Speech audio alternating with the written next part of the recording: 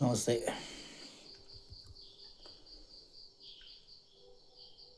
നമ്മൾ നമ്മുടെ ജീവിത വഴികളിൽ പല വ്യക്തികളെയും നമ്മൾ പരിചയപ്പെടും. ചിലരെ കാണുമ്പോൾ നമുക്ക് അരോചകം തോന്നാം, ചിലരോടൊരു ഇഷ്ടം തോന്നാം, ചിലരോട് വാത്സല്യം തോന്നാം, ചിലരോട് സ്നേഹം തോന്നും, ചിലരോട് അവർ നമ്മുടേതായിട്ടെങ്കിൽ എന്ന് ആഗ്രഹിക്കും. അതിന് വേണ്ടിയിട്ട് പല കാര്യങ്ങളും ചിലപ്പം ചെയ്തു നിന്നിരിക്കും. അങ്ങനെയൊക്കെയാണ് ഈ ലോകം. പിന്നെ ചിലരെ കാണുമ്പോൾ നമ്മൾ പരിഹസിക്കും.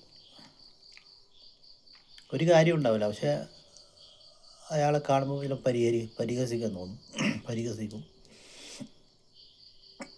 ഇതൊക്കെ പറയുന്നതെന്ന് വെച്ച് കഴിഞ്ഞാൽ നമ്മൾ കാണുന്നത് മാത്രമല്ല ഈ ലോകം. ആൾക്കാർ അവരുടെ തലങ്ങൾ, ഓരോ വ്യക്തിക്കും ഓരോരോ തലങ്ങളുണ്ട്.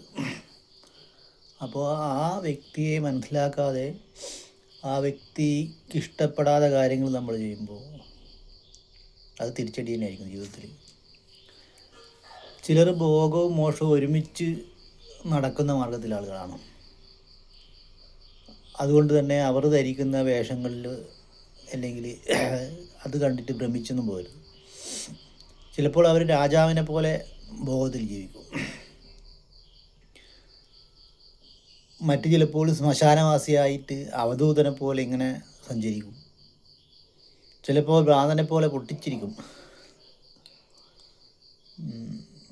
ചിലപ്പോൾ ഒരു യോഗിനെ പോലെ ഒന്നും മിണ്ടാതെ ആരോടും മിണ്ടാതിരിക്കും,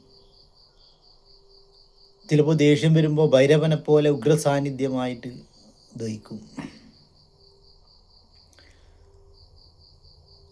അതുമല്ല, മറ്റ് ചിലപ്പോൾ നല്ല റൊമാൻറ്റിക് പാട്ട് കേട്ട് കഴിഞ്ഞാൽ അത്യന്തം റൊമാൻറ്റിക് ആവും. പിന്നെ ആരെയും സഹിക്കാനാവാതെ വിധം ക്ഷുഭിതനാവും. ഇതുമല്ലെങ്കിൽ സാധാരണ പോലെ നടക്കും. അടുത്ത നിമിഷം തന്നെ അദ്ദേഹം അവരുടെ ആ വ്യക്തി ആരും അറിയാതെ ഉള്ളറിലേക്ക് മറിയുകയും ചെയ്യും. ചിലപ്പോൾ മദ്യപിക്കാം, ചിലപ്പോൾ പുകവലിക്കും, മറ്റ് ചിലപ്പോൾ അതിനും എന്താ പറയണ്ടേ, അതിനും ഭീകരമായിട്ടുള്ള തപസ്സിലൂടെയോ അല്ലെങ്കിൽ കഠിനപദങ്ങളിലൂടെയോ പ്രവേശിക്കും. അപ്പോൾ ആ വ്യക്തികളെ നമ്മൾ പുറമേ കാണുന്ന ശീലങ്ങൾ കൊണ്ട് അളക്കരുത്.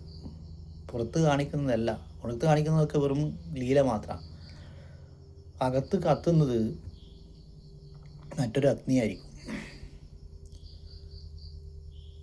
ഇങ്ങനെയുള്ള വ്യക്തികൾ ചിലരെ അറിയാതെ ആൾക്കാരെ സുഖപ്പെടുത്തുകയൊക്കെ ചെയ്യും. അതൊന്നും അറിയുന്നില്ല, പക്ഷേ ചിലപ്പോൾ ആ വ്യക്തി തൊട്ട് കഴിഞ്ഞാൽ ആൾക്ക് സുഖപ്പെടാനുള്ള അവസ്ഥകളുണ്ടാവും. അല്ലെ ആ വ്യക്തിയുടെ സാന്നിധ്യം കൊണ്ട്, നോട്ടം കൊണ്ട്, സ്പർശം കൊണ്ട്, വാക്കുകൾ കൊണ്ട്, ചിലപ്പോൾ മൗനം പോലും മറ്റൊരു വ്യക്തിക്ക് അതൊരു അനുഗ്രഹമായിട്ട് വരും. ഈ പറയുന്ന തരങ്ങളൊന്നും മറ്റുള്ളവരെ നശിക്കാനോ അല്ലെങ്കിൽ ആ വിചാരങ്ങൾ അങ്ങനത്തെയുള്ള കറുത്ത വിദ്യയൊന്നും ചെയ്യാൻ പോകാറില്ല. കാരണം അവർക്കത് വേണ്ട, അവർക്കതിൻ്റെ ആവശ്യമില്ല. ഇത്തരം ആത്മാക്കളെ നമ്മൾ അന്യായമായി വേദനിപ്പിക്കുമ്പോൾ അത് കാലം തിരിച്ചടി തരും. അത് പ്രതികാരമൊന്നുമല്ല, പക്ഷേ നിങ്ങൾ ചെയ്യുന്ന പ്രവൃത്തികളുടെ തിരിച്ചടിയാണ്. അതിനാണ് ആൾക്കാർ ശാപം എന്നൊക്കെ വിളിക്കുന്നത്. സ്വന്തം കർമ്മത്തിൻ്റെ പ്രതിനിധിയാണ്. അത് ആരെയും പിന്തുടരൊന്നുമില്ല. സ്വന്തം കർമ്മം നമ്മളിലേക്ക് തന്നെ, ആ കർമ്മഫലം എന്നൊക്കെ പറയില്ലേ, അതാണത്. അഗ്നിക്കുള്ളിലേക്ക് കൈ നീട്ടിക്കഴിഞ്ഞാൽ എന്തായാലും പൊള്ളും ഇല്ലേ, അതുപോലെയാണ് ആ ഒരു സാധകൻ്റെ പവിത്രമായ അവജ്ഞ അല്ലെ, ആ ശിവമാർഗ, ആ യോഗീ തലത്തിലേക്കുള്ള യാത്രയിൽ നിങ്ങൾ തടസ്സം ചെയ്യുമ്പോൾ നിങ്ങൾക്ക് തന്നെയാണ് അതിൻ്റെ ദോഷം. അപ്പോൾ ഏതൊരു ഉപാസകയെയും നമ്മൾ വെറുതെ ഒരു ലാഘവത്തോടെ കാണണ്ട. ഇത്രയും പറയുന്നത് ചില കാര്യങ്ങൾ മനസ്സിലാക്കിയത് കൊണ്ട് തന്നെയാണ്. ആ വഴിക്ക് പോവാതിരിക്കുന്നതാണ് നല്ലത്. എന്താ പറയേണ്ടത്, ഒരു ആ വ്യക്തിയെ കുറിച്ചോ അല്ലെ ആ വ്യക്തിനെ അളക്കാനോ നിങ്ങൾ മെനക്കെടണ്ട, കത്തിപ്പോവും. ആര് എന്തെന്നല്ല ഇല്ലല്ല, ഏത് ഉപാസന ആയിക്കോട്ടെ, ചിലപ്പോൾ ഞാനാവാം അല്ലെ മറ്റുള്ളവരാവാം, ആരെക്കൊണ്ടും ആവട്ടെ. അപ്പോൾ അതിനു വേണ്ടി ശ്രമിക്കാതിരിക്കുന്നത് നല്ലത്. കാരണം നിങ്ങൾ കാണുന്നതല്ല ഓരോ വ്യക്തിയുടെയും ഉള്ളിലത്തെ അഗ്നി. കാരണം ഞാൻ അഗ്നിയാണെന്ന് പറഞ്ഞിട്ട് ആരും പറഞ്ഞു നടക്കൂല. ഞാൻ ഇന്നേതാണ്, ഞാൻ ഇങ്ങനെയാക്കുന്നു അതൊന്നും പറയില്ല ആരും. കാരണം ശരിയായിട്ടുള്ള ഉപാസകനാണെങ്കിൽ അല്ലെങ്കിൽ ആ തലത്തിൽ പ്രവേശിക്കപ്പെട്ട വ്യക്തിയാണെങ്കിൽ ഒരിക്കലും ഞാൻ ഇന്നേതാന്ന് പറഞ്ഞു നടക്കൂല.